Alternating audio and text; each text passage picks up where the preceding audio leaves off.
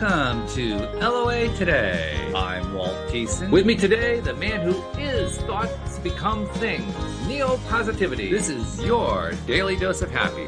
We are so happy you decided to join us today.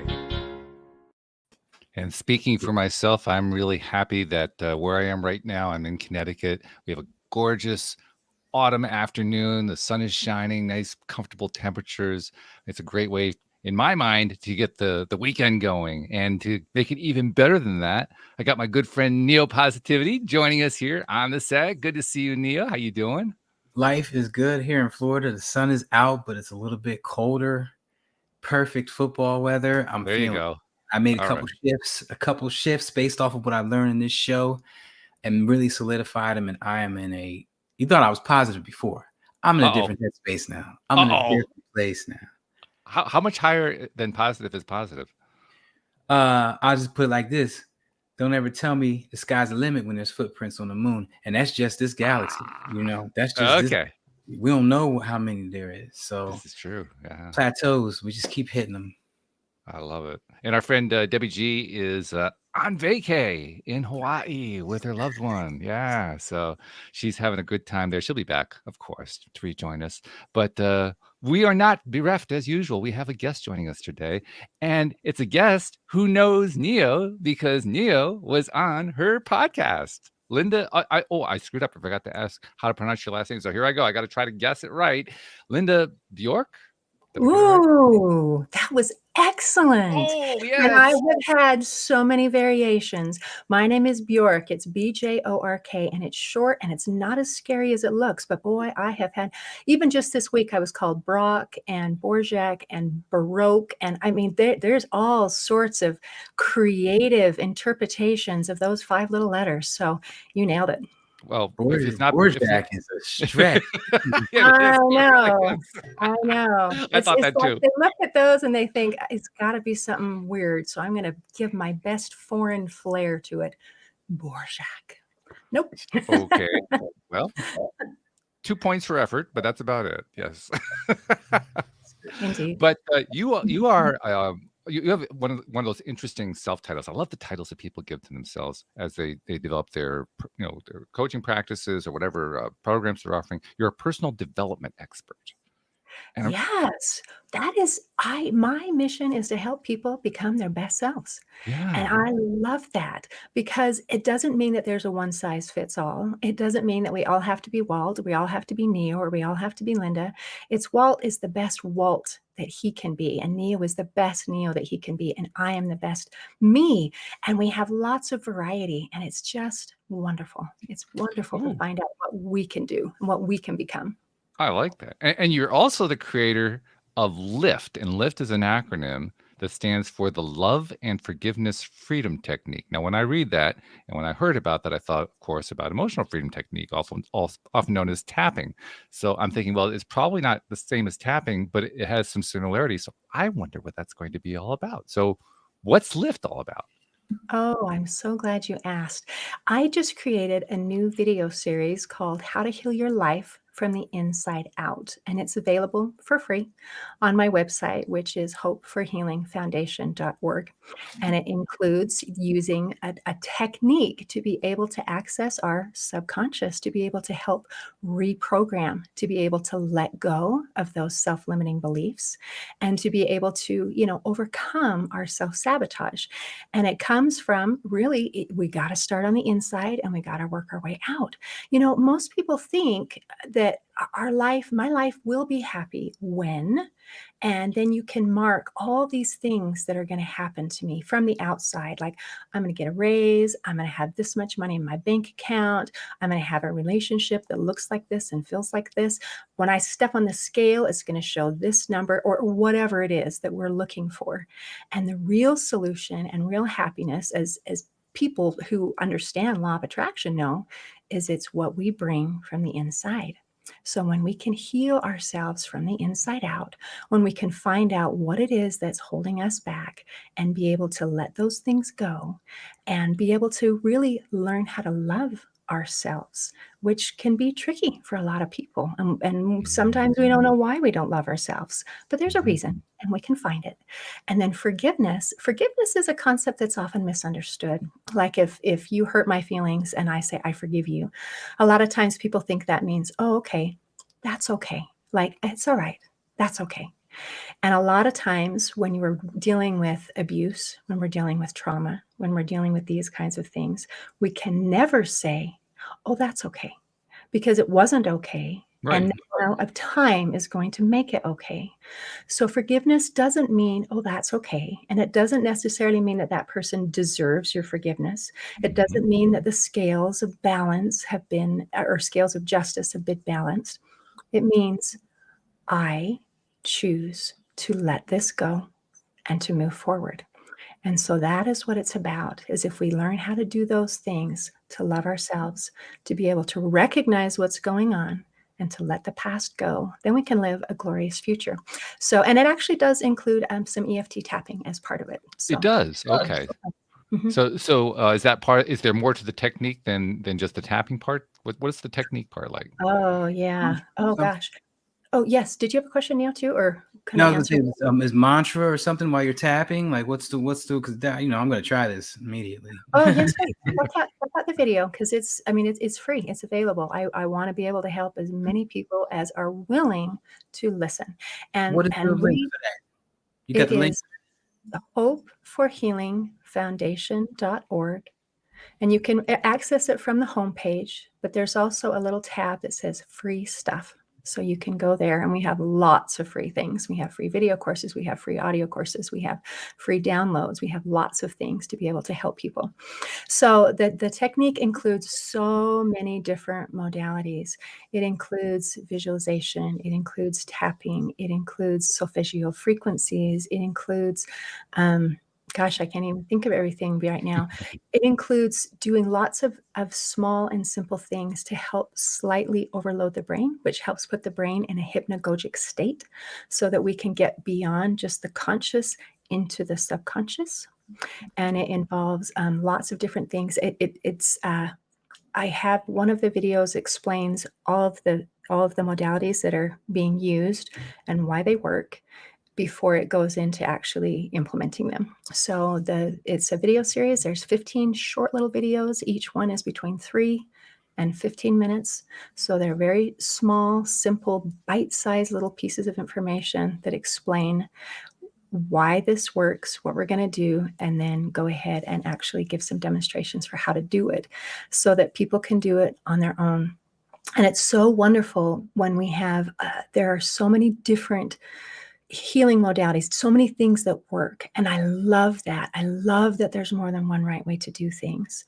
And what I share with the lift technique, I love because it has some advantages in that, one, it is something that a person can do in the privacy of their own home by themselves for free.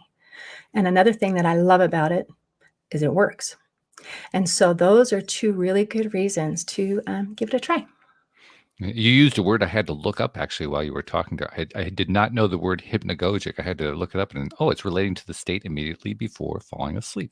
Okay, I Right. learned something new. That's good. Yeah. Besides this wonderful thing that you're talking about, I learned something else new.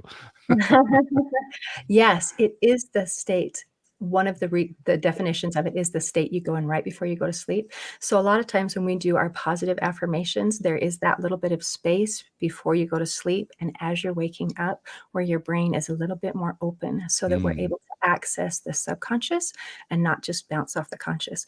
And this is so important for making any type of lasting change in our life because research shows that our brain, the activity of our brain is 95% unconscious. And that includes lots of different things like I don't think about my heart beating. I don't think about breathing in and out. I'm not consciously paying attention to digesting my food. All of those things are included in our unconscious, but also that includes our subconscious programming, which we developed this when we were little. When we were tiny, when we were born, we started up with this beautiful blank slate and we paid attention. It's like, who am I? What am I like? What are my limits? What is the world like? What are other people like? How do I interact with money? How do I interact with other people? And we figure out all of these things to the best of our little minds can handle. And then for most of us, we just go ahead and lock that into place. And then we continue to use that for the rest of our lives. And that is our default mode. So whenever we react automatically to something, that is us using our subconscious programming. Our brain is so amazing. It's just so efficient. It doesn't want to say, oh, let's figure out what to do over and over and over again. It kind of puts a pattern into place and says, oh, okay, in this situation, I will respond like this.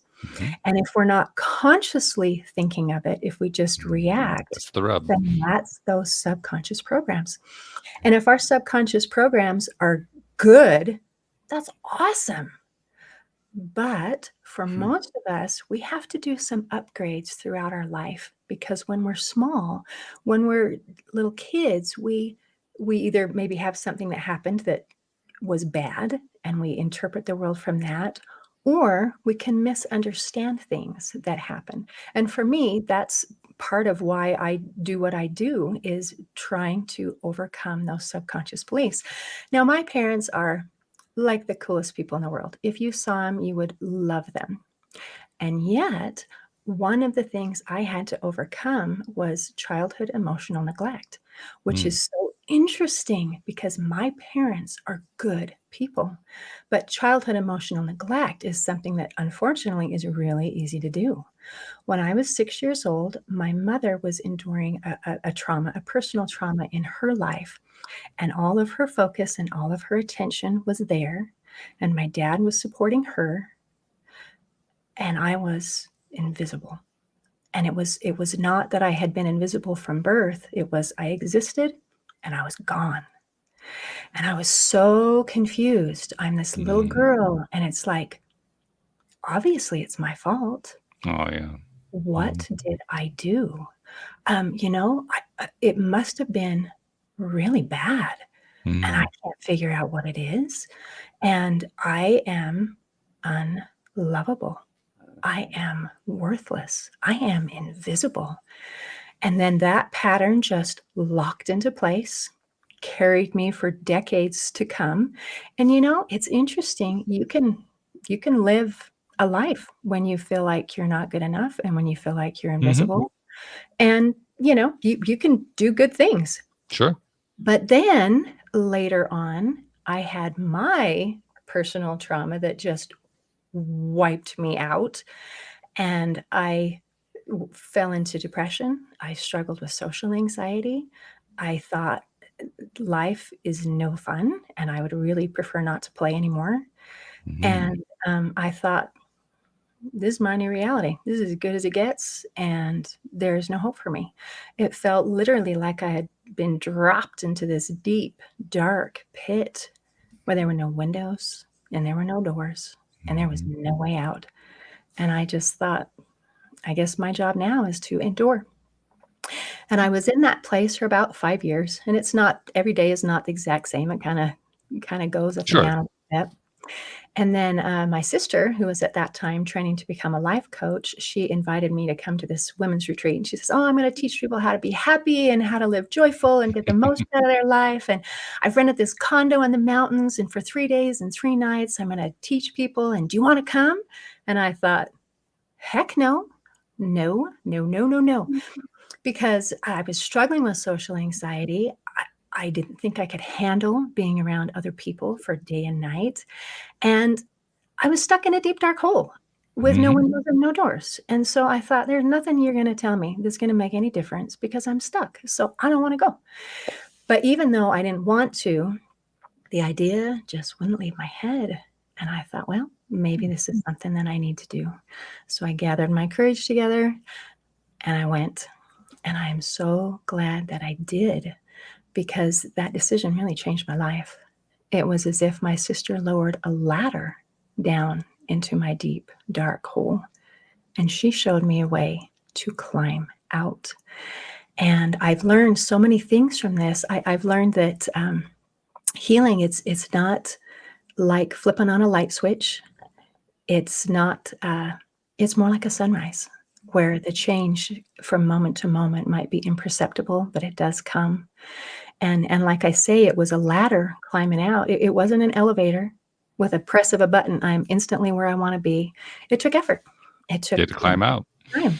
Mhm. But now that I'm out and I remember what it felt like to be in, I just feel so passionate about offering a ladder to anyone who feels stuck and trapped in a dark place. I Mm. need people to know that there is hope for healing. And I want them to just know, hey, you're not alone. You're not the only person who's been through this. And you don't have to stay stuck. So that's why I do what I do. I love it. That's fabulous. And by the way, Neil put a link in for the people who are listening on the various social media channels about how to find the website. I will also include it in the show notes so people will be able to get there very, very easily because we want to make sure everybody can find that set of videos to give their life the lift that they really need. But I love that you're doing that. I love that you're giving people that ladder. That it's basically, here's my hand. Let me pull you up. I mean, it actually reminds me of a joke that was told on a television show. It really does. It was an old series. I'm sure everybody's heard of the West Wing. And it was told on one of the episodes of the West Wing, and it's the story of a guy who falls down in a hole. And he's down the hole, and he looks up, and he sees a priest walking by that he knows. He says, "Father, I'm down this hole. Can you help me?" And the priest writes out a prayer, throws it down the hole, and walks on. And then he's sitting there, and then he sees a politician walk by. He says, "Mayor, I'm down this hole. Can you help me?" And the mayor writes out a proclamation, throws down the hole, and walks on. And then he says, "Oh, wait a minute. I see my friend, Joe. I'm stuck down this hole. Can you please give me a hand?" And Joe says, "Sure." He jumps down to the hole. And the guy says, "Well, wait a minute. How are we going to get out of here? We just made the matter worse. You just jumped down into the hole." He says, "Yeah, but I've been down here before, and I know the way out." Oh, nice. Nice. And that's Okay. you know the way out. You're jumping into the hole and showing people the way out. I don't ever want to jump in that hole again. I like the joke. I like the story. You caught me off guard. I was expecting someone to put your hand in or climb on shoulders or something, but She's sending the ladder down from the top. That's what she's doing. That's it. I will stand at the top and I will lower the ladder down. I don't want to play that game again. That was not fun. I don't blame you. Yeah, when you've been through something that's traumatic like that, you don't really want to revisit the trauma. It's quite understandable. But now, Neil, when you were on Linda's podcast, give us a taste of what you got, if you can remember. I mean, because you were telling us earlier, you did 100 million podcasts this year. But what can you remember about what you were talking about with Linda? I'm curious. This is what I can remember about all my podcasts. That's really a shame. And I started to say this to the hosts as I went. They were interviews of me, and I'm like, I want to know more about you. I want to know about when you learned about the law of attraction, where you learned about it. And so that's why I try to get them to come, visit the summits so we can all get a taste of it. So like I said, she interviewed me. She got the best of me, and I never got a chance to really dive into her. And hearing all this and taking notes as she goes, the whole lift. And I love how you said that about life, you were over it and you didn't want to play anymore. And it's something about the word play. You acknowledge it as a game with a bunch of tests and a bunch of rules that if you violate, it's not going to be a fun game. And I love how you acknowledge it as a game. It's a really big thing that a lot of people don't do. They don't see life like that, and they need to. People think that you get that job off a flip of a coin. Are you lucky or not? I grew up with that atmosphere. Am I lucky or not? So I love that. A game means you have control. You can step out of bounds. You can screw up. You can slack off, but you are in control. So I really wanted to key in on that. And another thing I wanted to say about your childhood, the way you were raised. It's so funny because I meet so many people and I learn so many different things. I was raised by just my dad, but he was a great father, but very absent, much like yours. But the circumstances were different. Yours were, your father was tending to your mother. And so you were kind of like, where am I sitting at all this? My dad was stuck at work all day. You know, he was an undercover cop, and they worked from 3 in the afternoon till 1 in the morning. So by the time I got home from school, he was gone. And I went to sleep at 10 at night. So by the time he got home, I was asleep. So, you know, 4 or 5 days a week, he just wasn't there. And it was just me and my older sister on an island. You know, find your own food, make your own way. You better do your homework and study. You know, so it became an independent thing because me and my sister were not the best of friends. So it became me just in the house, making my own decisions, kind of raising myself, you know, based off of some of the, you know, what my dad would teach me. So yeah, like, I don't know, just dissecting what you went through and what I went through and the lessons I can learn now hearing that. I'm I just love interested that. to get I into love that. that.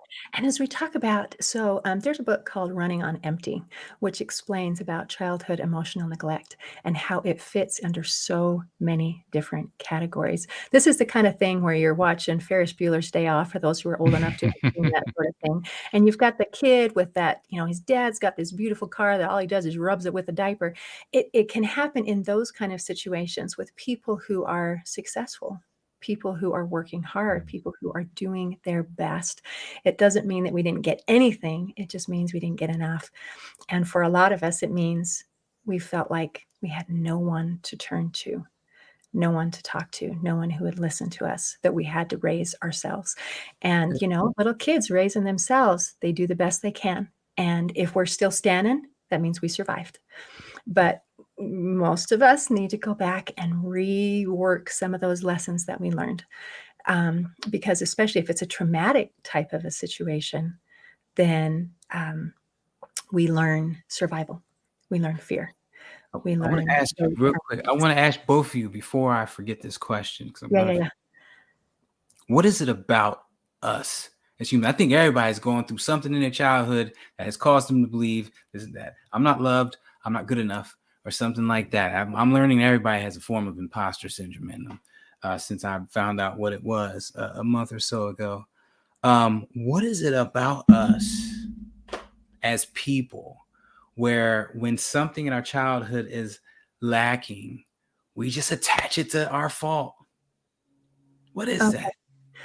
So there are different theories. If you're familiar with Dr. Gabor Mate, he talks about childhood trauma, and he has an excellent documentary. It's called The Wisdom of Trauma. And in that documentary, he explains part of the reasons why he believes that that is the case. And that is when we are children, and say often the way that we maybe didn't get help or maybe even were hurt, it's by someone that we are dependent on. So if it is my father, if it is my mother, if it is my babysitter, and I'm the child, I am completely dependent on them. I have to trust that they're the good guy. I have to trust. And so if there is a fault, if there is a bad guy, it has to be me. Mm, okay. Okay. So when we and it's interesting because when we're children and we're creating this kind of mind map, this pattern of who we are and what we are, and if that locks into place, and then we grow up, we can have an adult body being run by this little child inside. And it's kind of like life is a car and we're driving. It's the little kid who is in the driver's seat, and the adult is in the passenger or the back seat, just going along for the ride.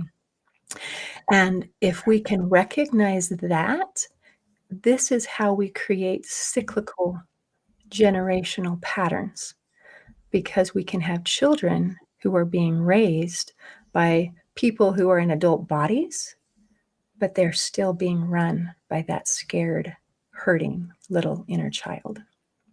So if we want to stop those cycles, if we want to heal, if we want to progress, then we need to put the adult in the driver's seat. Does that make sense? When we're Yeah. when we're little kids, if we're like a wounded child, and then we go to adaptive child, it's like, okay, okay, okay, this is what life is like. This is what I need to do to survive. And then you lock that into place, then you behave that way forever until we can go back and say, okay, okay, where did that come from? and how do I fix it? So It's kind of anyway. like a separate DNA strand. Like our childhood has created a specific DNA and we live by it for the rest of our lives unless we choose to enlighten ourselves or whatever, however you want to refer to it. And I love that. And that's actually a good analogy. And there is what you're saying is also not only figuratively, but a little bit literally true. If you're familiar with epigenetics, that we actually do attach to our DNA these things. And again, that becomes generational. So we can actually get to deal with, not only our crap, but our parents' crap and, grandma and grandpa's. And it is what it is. But the good news is now that we're aware of it, we actually have tools to be able to get rid of it, which is awesome.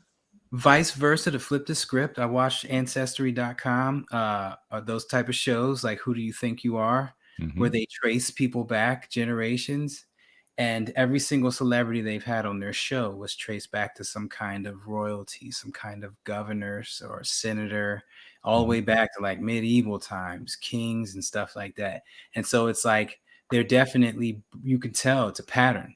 They're definitely bringing some of that old thought foundation of I'm royalty. I should be treated this way by the world, by physics, by finances. And they're born into that and they definitely maintain it. So yeah, and broke families, I know have been broke. Right. And how beautiful that you brought that up, because that goes back to law of attraction, how the message that we send out seems to actually come back to us. And I had a friend who put it this way. I loved it. He said, whatever message you send out into the universe will respond. This is true. There's some more evidence to support that. And I loved that. I love the way that was worded. It's crazy. We have more power and control over not only what we do, but what happens to us than most people realize. And it comes from that, this is who I am.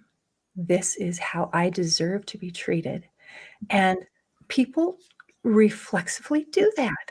If I say, I am garbage and I deserve to be treated like garbage, then people say, okay.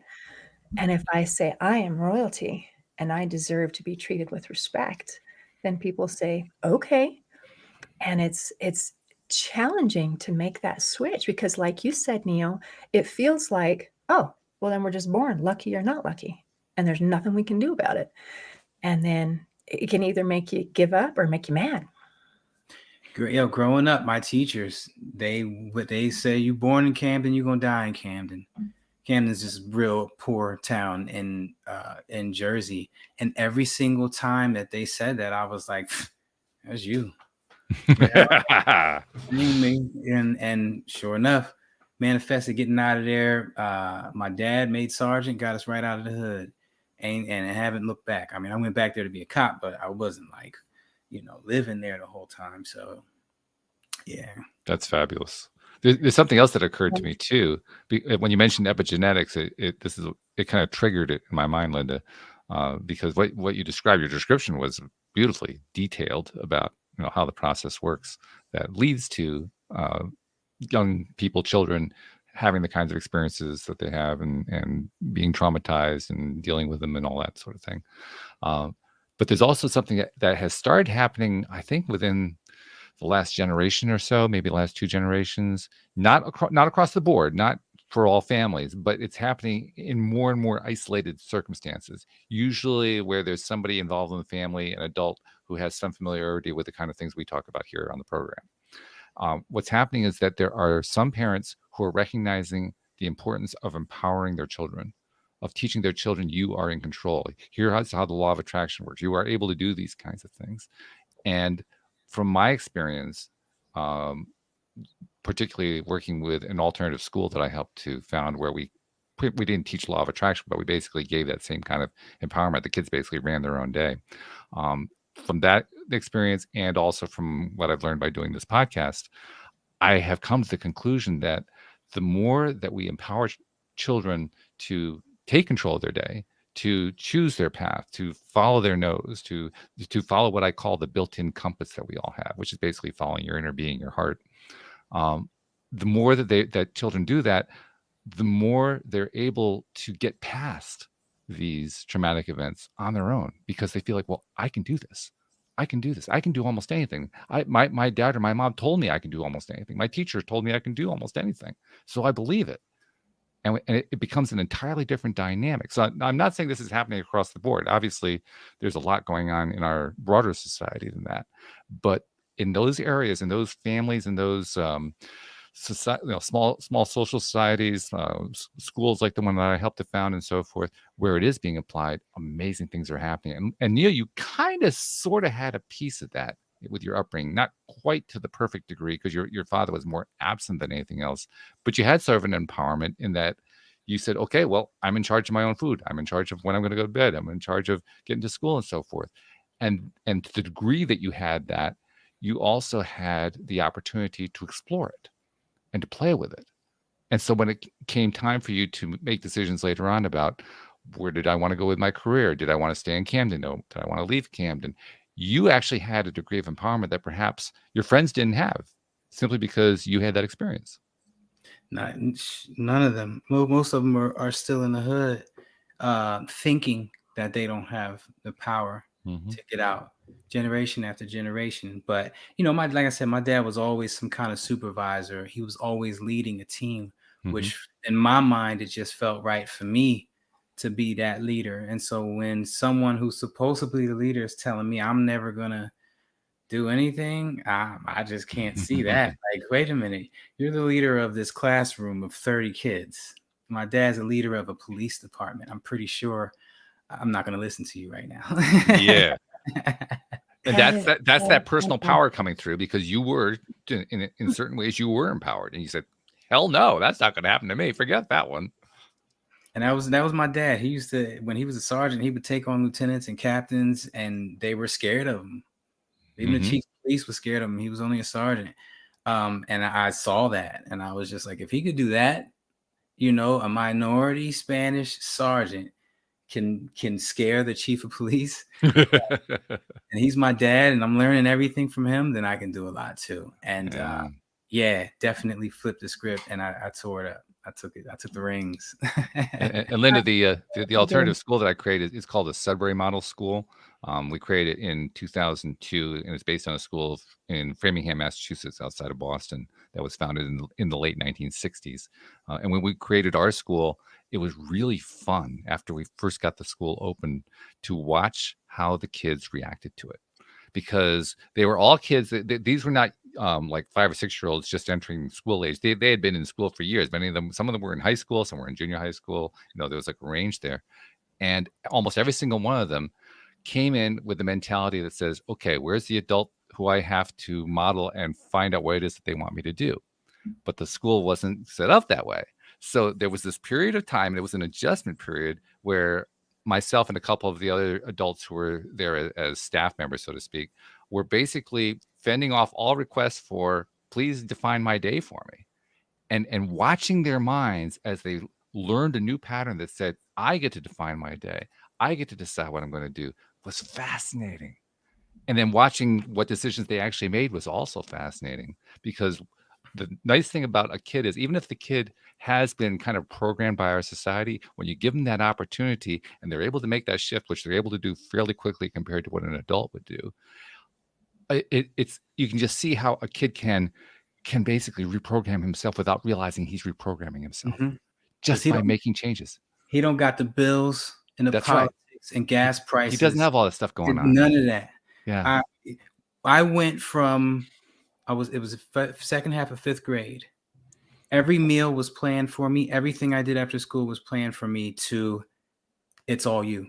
What are you going to do today? Because we moved into an apartment, and my dad was still putting up the hours. And that was my awakening. It was like, I got to plan this out.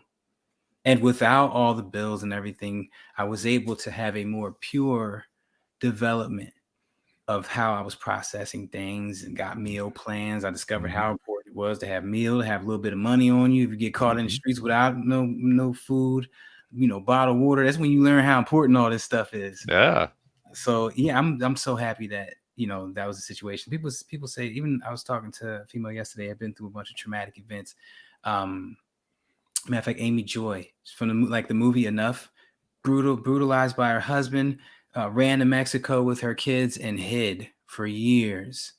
But her 2 children are amazing now because of what they saw their dad do. Had that not been the situation, they might have been, whatever. So it's the good that comes out of these necessary situations. And I say necessary because I believe they couldn't have happened any other way.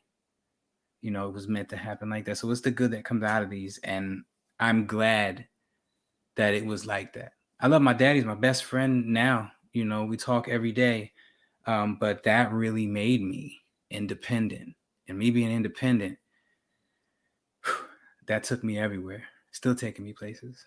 Sure. Isn't that wonderful? Man, you guys have such great examples. So I am so delighted about your school and being able to help give kids an opportunity to be able to be in control.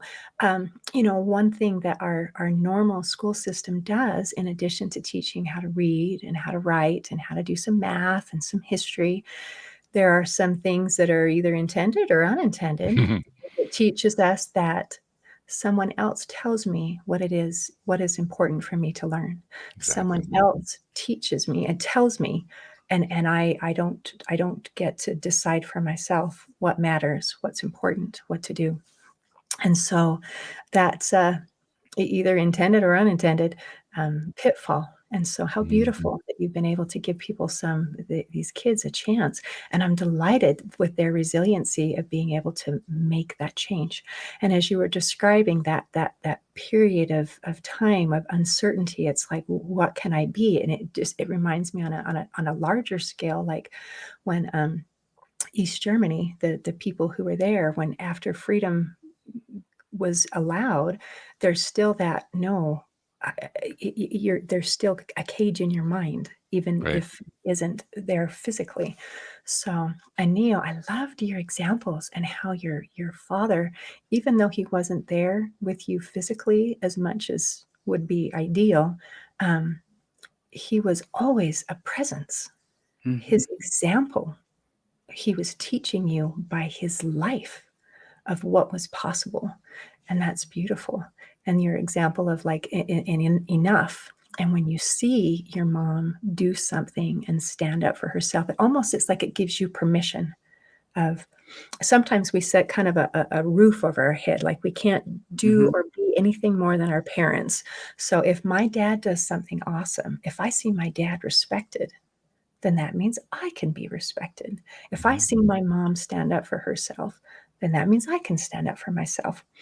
It's interesting, but we're looking for, what are my limits? What am I supposed to do? And if those limits are removed, or if we see an example of someone doing something good, then it feels like we have permission and the capability of doing it. And that just opens doors.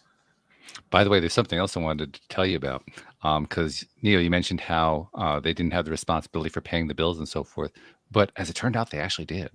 And there's a really interesting story that goes along with this.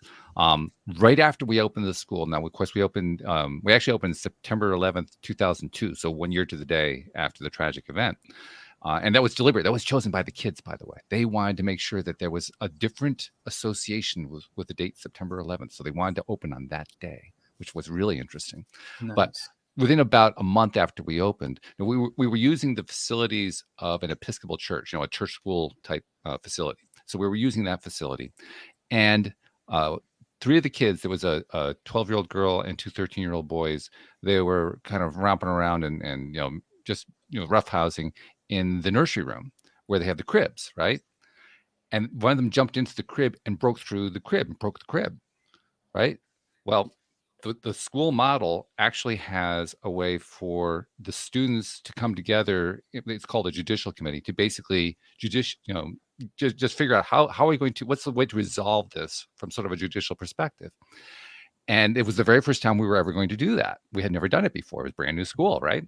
So we get into the meeting, and it was really just me with those three. 'Cause it was a pretty small school population, and so they were going to be both the ones that were on trial, so to speak, and they were also going to be the ones doing the trial. It was kind of a mixed situation. And of course, the very first thing, because they haven't really learned the model yet, they haven't really taken it in yet. But this was one of the first times they started to take it in. The very first thing they try to do is they turn to me, expecting me to resolve the issue because I'm the adult in the room. And they would, you know how kids are, right? They will find all different kinds of ways to sneak it in through the back door, to kind of come at you. You know, you're the one who's got to solve this one. And I was doing everything I knew how to do to just keep my mouth shut and refuse to do anything. And you could see the frustration on their faces because I wasn't solving their problem for them. And at one point they said, well, we just won't do anything. I said, well, that's fine. Just understand that the church that is letting us use this facility may not want us to stay anymore. And they really liked having the school. So they couldn't even escape the responsibility. And they finally worked it out. They finally figured out. They decided they were going to approach the church board, apologize for what had happened. They were going to raise some money to get the thing fixed. They figured the whole thing out.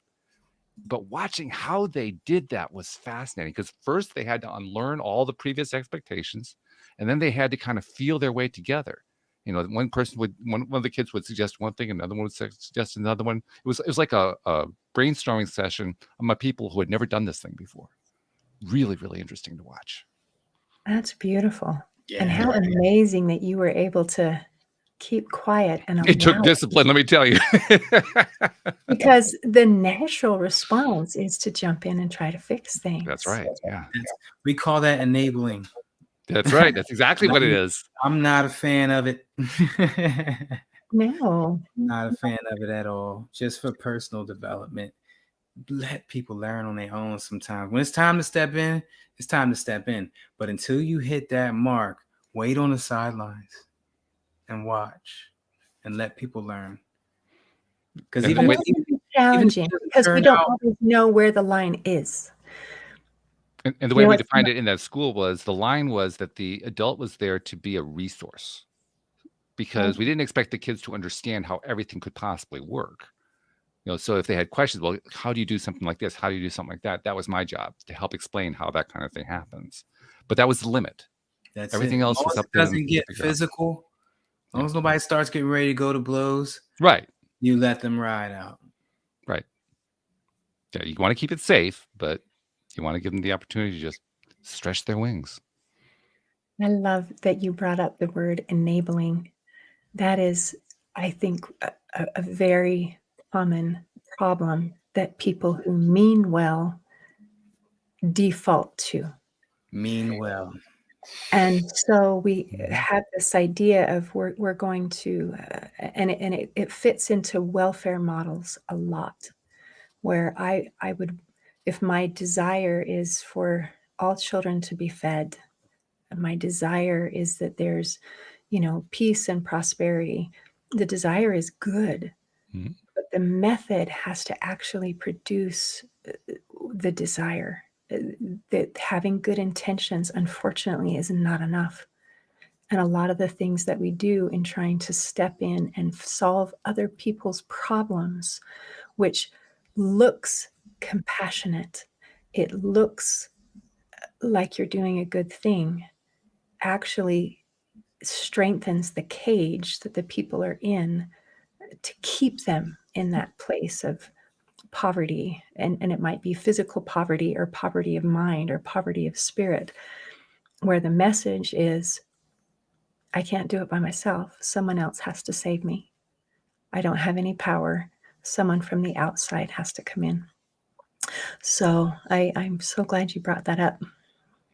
I posted a reel the other day. The guy said something like, I asked God for strength and he gave me challenges. I like that. I asked him for knowledge and he gave me puzzles to solve. And he went through all the list of things. And it's kind of like that situation. But I want a peaceful world where everybody's happy and everybody eats in every country. But realistically, in order for us to grow as people and get new technology to make life better and easier, like light switches and airplanes for travel, there has to be failures and there has to be competition The Wright brothers were pushing against another set of brothers that were trying to do the same thing. Mm-hmm. So those things are necessary. So enabling it's the opposite of growth. You're stripping that person of the opportunity to realize their potential. And with that said, I got to go get my son from daycare. Thank you, guys. You've been great. It was great to see you again, Linda. And Walt, as always, it's a treat. We'll talk soon. Love you, Neil. See you next week. Love you guys. Later. But to carry on what Neil was just saying, there's something else that came to my mind, and that is, and what you were saying too, Linda, the idea of the enabler, the person who is trying so hard to help somebody else, but doing it in a way that makes them not be empowered, not feel like they're in control of their own lives. I think a large portion of that happens because they haven't learned themselves how to be empowered. They basically are working on that tape. You were talking about the subconscious tapes, the subconscious loops that keep playing over and over again. That comes from those loops, and in those loops, I mean, I really have to, I have to intervene. I have to step in, because at the bottom of the whole thing is a lack of trust in the other person. I don't trust the other person to go after what it is that is important to them. I don't trust them to be able to figure anything out. I don't trust them to, have a sense of what it is they really need deep inside. I don't trust any of that. So I have to solve it for them. Oh, that is such nail on the head. I mean, you just got it. I love when you brought up the word empowerment. Enabling versus empowering. They're opposites. They are very, very different. Yeah. So to empower, we need to give the information and the tools, resources, and the trust that you mentioned. We need to step back and allow, and that again means allowing for making mistakes, allowing for failure. You watch people and you think, well, of course I don't trust them, because they're not trustworthy. I mean, look what they've done so far. They're a mess or whatever. And to be able to step back and say, well, you've had some experiences, you've made some choices that weren't good, but I still believe that there's something in you. There's a spark. It's there. It just needs to maybe be developed. It needs a chance to grow, but it's in there. And you can do this. And to kind of piggyback on that, instead of thinking about them as, oh, they're in a mess, what about thinking, or that they are a mess? How about thinking, well, they're not a mess. They may have made a mess right now, but they themselves are fine. They themselves are whole beings. So basically changing our way of thinking about them. Separating the person from the behavior. And that is huge to be able to do we that. call that creating space for them, right? That's what the term of creating space is. Creating space means opening up my perception of that person to include possibilities I hadn't even thought of yet. Just accepting them in a non-judgmental way, just the way they are, flaws and all, whatever they might be. It's perfectly fine, because if I don't focus on the flaws and I focus on the wholeness of the person, then very likely my vibration carries over to them, and they change over to focusing on themselves as a whole person. Not all at once. Doesn't happen instantaneously, but by creating the space, I make that a greater potential, a potential that wouldn't have been there if I go in with the idea of, oh, they're so broken. Because if they're so broken in my mind, what do I have to give them? Right. And the idea of that the responsibility to make that change is on me. I have to fix them. And that does a lot of negative things, unfortunately. It doesn't usually help. In fact, it often causes conflict, but it says you're not capable of doing it. Right. You need me to. And then we feel stressed, we feel overwhelmed, we feel like a failure because our efforts didn't work. Our well-meaning efforts to make the world a better place didn't work. And it's because we didn't trust them, and we tried to enable rather than empower. So if we invite rather than trying to force, yes, that's super helpful. And I think then to take it to the next logical, I don't want to use the word extreme, state, to the next logical place. And this is where it gets really challenging for the enabler, because the enabler just can't even begin to see this part. you have to at some point be willing to say, you know what? I got to let them make their mistakes. I got to let Exactly. them just, stumble through stuff. And my job is like the staff member of that school that I helped to create. My job is to be a resource, not an authority, not someone to tell them what to do, not someone to fix their stuff, but to basically say, I trust you to do whatever you need to do, even if it's something that I wouldn't like you to do. I trust you, and I'm here to give you what you are asking for in terms of information when you need it. That's going to be the mode of my support. And that feels challenging It does. because at first glance, it doesn't feel like you're being kind and compassionate. It feels from the outside like you're being cruel. You're allowing Mhm. suffering. You're allowing consequences. Mm, And from the big picture, it's allowing growth, right. which is what we want. So it's beautiful. It's hard to make these mental shifts sometimes, Mhm. especially if we're deeply, deeply entrenched. But sometimes if we, listen to another perspective, it's helpful. It's like, oh, is there another way? I thought the only way was to step in and fix things. That's helpful. Or to be able to maybe see it work is helpful. Mhm. It's like, "Oh, they went through this, they did it a different way, and it turned out okay." They might have maybe had to go sometimes when we're not doing well, we have to actually reach the bottom before we can start bouncing back up, That's right. and it happens, and it's unfortunate, but sometimes that's what we require. It So as we're talking, Walt, about empowering, is it okay if I share just a quick 5-minute morning routine that people can do to kind of help put themselves in a good place so that they can have a better day? Sure, we love techniques, we love toolkit anything that we can add to the toolbox is a good thing, so by all means, go for it. Great. All right. So this only takes 5 minutes. It is MMWW, music, movement, words, and water. And I'll quickly explain what to do, and then I'll explain why it works. So, the first M of music is to pick a song, something that you love, something that makes you want to sing and dance, makes you feel good, and that's your timer. Most songs are about 3 to 4 minutes long. Mhm. While the music is playing, then you do the other M, which is movement. And that's some kind of exercise. It can be standard traditional things like your sit ups and push ups. It could be shadow boxing or Tai Chi or stretches, or my favorite, which is just to dance along. Dancing, sure, And yeah. then when the music is done, we get to the W's. The first W is words. And so you grab a notebook and a pen and you write 5 things that you're grateful for. And then the last W is water. You drink a bottle of water. And that whole thing takes 5 minutes. But what it does is amazing. So, first of all, music. Research shows that music can change the way that we feel. It can change our emotion better than anything else. So, if we're struggling with motivation, like, I don't want to get up, I don't want to face today, it helps us to be able to feel better and more energized. And also, research shows that our brain waves tend to synchronize somewhat to the beat of the music. Oh, yeah. So, again, if we're struggling with motivations, like, I don't want to do this, it can literally help jumpstart our brain into activity. And then by having the movement does so many things. It helps to increase and improve our level of energy, Mhm. and it helps us to be able to it affects the chemistry in our body. It lowers the stress chemicals, the cortisol, and it helps to increase the levels of those feel-good hormones, our dopamine and oxytocin and all these kinds of things, so that we feel better. And it also helps to relax muscle tension.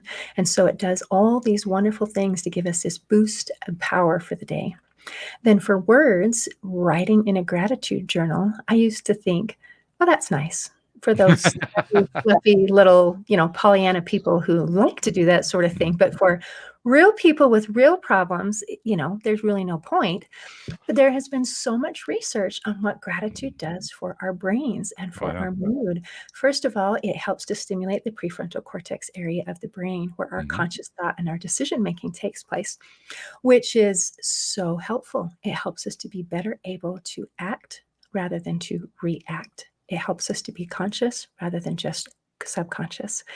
And it also helps us to it improves the neuroplasticity of the brain when we're in a state of gratitude, which is necessary for healing, for growth, for resilience, for any kind of adapting to change. So it does all those amazing things. And it helps improve the way that we feel. There have been lots of research done on depression and gratitude. And one of my favorite studies, they took a group of people who were struggling with severe depression, and they said, all right, all we want you to do is to write 3 things that went well today, 3 things you're grateful for. And so they did. And then 15 days later, they came back to check if it made any difference. And they found that 94% of the participants had a significant improvement. They had gone from severely depressed to either moderately or mildly depressed. So it didn't solve all of their problems, but it put them in a better place. And it I'm helps. curious of one thing about that study. You said that they asked them to write down 3 things. Was it just write it down just that one day, or were they doing it at a daily Every day, basis? every day, Every day. every day. Okay. That's a good question, because doing something once is not going to magically, it's not like a Right. magic wand. It's, these things are Well, you're step by reprogramming. step. Right, for sure. And then the last W is water. And drinking water is one of the most overlooked, underutilized resources we have to improve our mental, physical, and emotional health and well-being. Our brains are, they're electrical. They have to be able to send those messages. And also, since our brain is about 73% water, then, research shows that if it's dehydrated at as little as 1%, it starts to affect our mood and on our function. So these are some simple things we can do. A power-packed 5 minutes that can help us have a good day every I day. like that. I like that a lot. There's something else that I learned just recently. I didn't know this, and maybe you did, because based on what you're saying there, you could very well have known this, but I didn't know this. When we go through a situation or a circumstance where we're very depressed, very much in despair, and so forth, among other things, we're experiencing stress, and the cortisol experience that comes along with that. That combined with the deep, powerful negative emotions dehydrates us. The emotions dehydrate us. I Ooh, didn't did know not that. know that. Ooh, how exciting. I love learning new things. And in fact, I went through an experience recently that I'm going to detail on a future show where I experienced just that. And I realized after, this was a friend of mine who's former co-host, actually, Cindy Chavez. She was telling me about this. When she explained it to me, it made sense to me because I was in the midst of this challenging situation. And I had been trying to hydrate myself because I knew that was one of the things I had to do. And I couldn't do it enough. I would drink a Ooh, glass of water and my mouth would still be dry. And she said, that was because the reason you're experiencing that is because you're experiencing all this negative emotion right now, and it's drying you out. The emotion is actually dehydrating you. That's why you have to keep drinking when you're dealing with all this stuff. And I thought, crazy. wow, that's really interesting. So that really just feeds into what you're saying, just how important the hydration part is of that MMWW process that you were talking about. Really, Yeah. really good stuff. Hey, this has been a great visit. This has been really fabulous. I'm so grateful that you were able to join me and Neil while Neil was able to be here. We do need to get a couple pieces of information. You did mention the website before, but give us the website again. And tell us about your podcast too, because we didn't really talk about the podcast other than to say that Neil was on it. But give us a little hint about that. Yes. So my website is hopeforhealingfoundation.org, and my podcast is called Linda's Corner. It's Faith, Family, and Living Joyfully. And you can find that wherever you find podcasts. And the website for the podcast is lindascornerpodcast.com. And I am so fortunate to talk to such wonderful people like Neil, like so many awesome people. And I have on my website, I have categories so that you can look, maybe I'm interested in emotional eating. Well, I've had this and this person talking about that. Or maybe I'm interested in my relationships, or maybe I'm interested in overcoming adversity or childhood trauma. So many different things to just help us become our best selves. Really good. One other thing that I want to say to you before we finish for the day, something that I'm making a practice now here on the program because I'm realizing just how important this is. You are one of those people, like so many of the guests on the program, my co-hosts, myself, and others, who do all kinds of stuff to help people. And we appear on our own podcasts, on other people's podcasts. We write, we create videos. And you're one of those people who does these things. And there are many people who have consumed your material who you'll never meet them, you'll never see them, you don't know what's going on with them, but they're being positively impacted by what you're doing, by what you're putting out there. So on their behalf, I want to thank you for what you're doing and thank you for what you're continuing to do, because I think it's important to realize, even though you can't hear them saying it, they're grateful for what you're doing. Oh, thank you, Walt. I appreciate that. And thank you for joining us today. This has been great. It's been a pleasure. And thank you to our podcast listeners everywhere. We'll see you all next time here on LOA Today. Goodbye, everybody.